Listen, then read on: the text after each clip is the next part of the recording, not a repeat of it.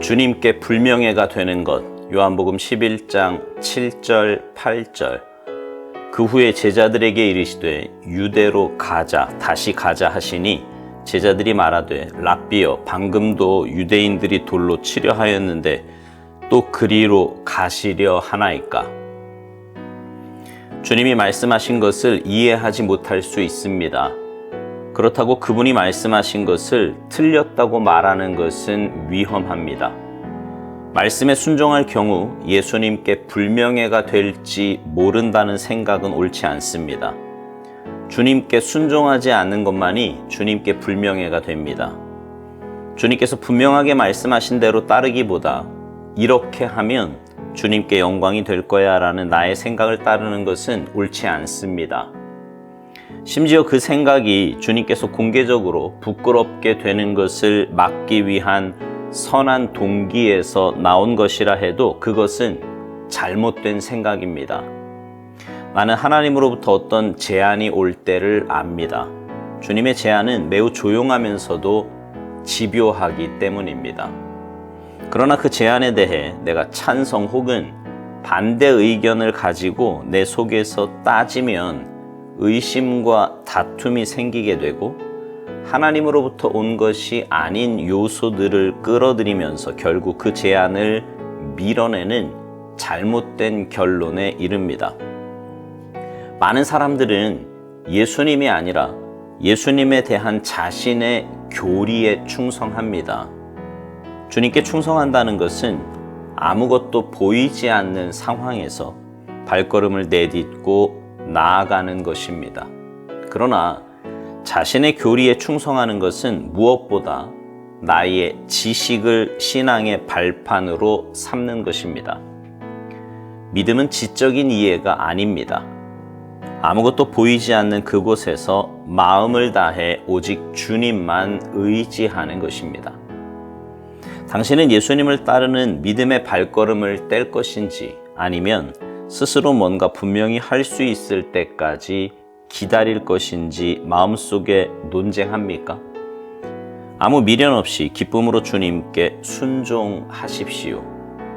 주님께서 뭔가를 말씀하셨는데 계속 당신이 따진다면 그것은 주님께 영예가 되는 것을 내가 결정하기 때문입니다. 이러한 생각 자체가 주님께는 불명예가 됩니다. 당신은 그분의 말씀에 순종합니까? 아니면 예수님과 상관없는 자신의 교리에 빠져 타협하고 있습니까? 너희에게 무슨 말씀을 하시든지 그대로 하라. 요한복음 2장 5절.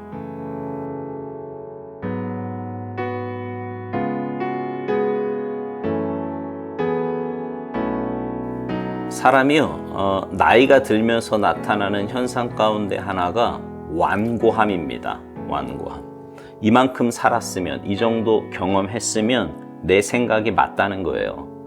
그래서 다른 사람의 이야기 잘 안 들으려고 합니다. 자기 고집대로 살려고 하지요. 그러나 여러분, 신앙인들에게 이런 생각은 굉장히 위험한 생각입니다.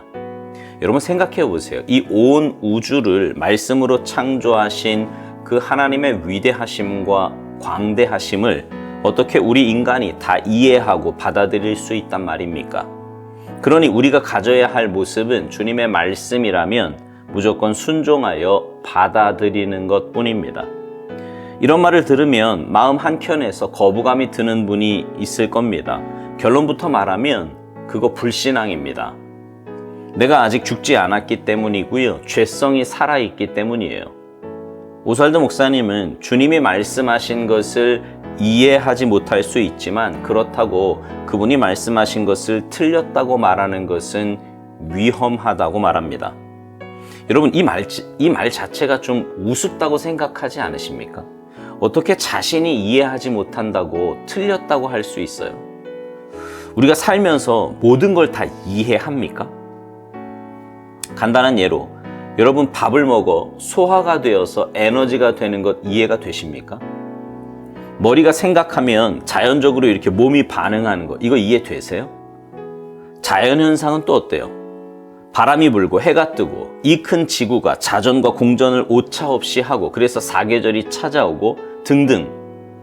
이 모든 것 다 이해하며 사십니까?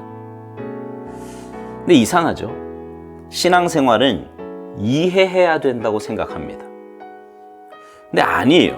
신앙생활은 이해해서 하는 게 아니고 믿음으로 하는 것입니다. 믿음으로. 하나님의 위대하심과 전능하심, 그분의 신실하심을 믿음으로 인정하여서 주님 말씀에 순종하는 것입니다. 주님께 순종하지 않는 것은 주님께 불명예가 된다고 오스왈드 목사님은 말합니다. 주님께서 분명하게 말씀하신 대로 따르기보다 이렇게 하면 주님께 영광이 될 거야 라는 나의 생각을 따르는 거, 그거 옳지 않다고요. 어찌 보면 이런 생각이 더 위험합니다. 차라리 불순종하면 돌이킬 기회라도 있는데 자기 생각대로 하는 신앙생활은 잘 가고 있다고 생각하니 돌이킬 기회조차 없는 것입니다. 오스왈드 목사님 말대로 주님께서 내 안에 뭔가를 권면하시거나 부담을 주시는 것은 조용하면서도 집요하기 때문에 모를 수가 없습니다. 문제는 그 주님의 제안을 온전히 순종하지 못하게 하려는 의심과 다툼이 내 안에 생긴다는 것입니다. 그래서 여러분, 우리가 신앙생활하면서 반드시 가져야 할 중요한 태도가 하나님의 말씀인지 아닌지 확인하는 것과, 또 하나는 하나님의 말씀이라고 하면 앞뒤 재지 말고 무조건 순종하는 모습입니다. 말씀에 내 생각이나 경험 혹은 감정을 1%라도 첨가하면 그건 오염된 말씀이 됩니다. 그러면 그 말씀에는 능력도 역사도 없어요. 하나님의 뜻과도 상관없는 열매를 맺게 됩니다. 그러니 잘못되어도 한참 잘못된 거지요. 오스왈드 목사님이 이런 말을 해요. 많은 사람들은 예수님이 아니라 예수님에 대한 자신의 교리에 충성한다고요. 주님께 충성한다는 것은 아무것도 보이지 않는 상황에서 발걸음을 내딛고 나아가는 것인데, 자신의 교리에 충성하는 것은 무엇보다 나의 지식을 신앙의 발판으로 삼는 것이라고 말합니다. 그러면서 믿음에 대해 이런 중요한 말을 합니다. 믿음은 지적인 이해가 아니고 아무것도 보이지 않는 그곳에서 마음을 다해 오직 주님만 의지하는 것이라고요. 우리는 믿음을 가지고 주님께 충성하며 살아야 할 하나님 나라 백성들입니다.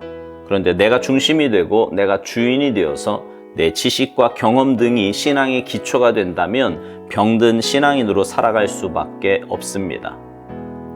요즘 교회들마다 왜 시끄럽고 와곽되는 줄 아십니까? 아파서 그래요. 아파서. 병들어서 그렇다고요. 하나님 말씀에 온전히 순종하는 건강한 신앙이 아니라 내가 중심이 된 병든 신앙이라 그런 겁니다.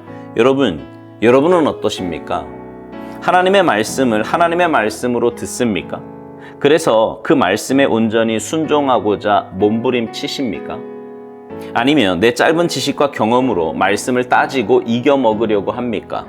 바라기는 여러분의 신앙생활이 주님의 말씀을 주님의 말씀으로 듣고 온전한 믿음 가지고 순종하며 사는 건강한 신앙생활이 되기를 소망합니다. 그래서 여러분의 삶에 그런 순종하는 자에게 예비하신 크고 놀라운 은혜와 역사가 날마다 풍성하게 넘쳐나시기를 주님의 이름으로 축복합니다. 아멘.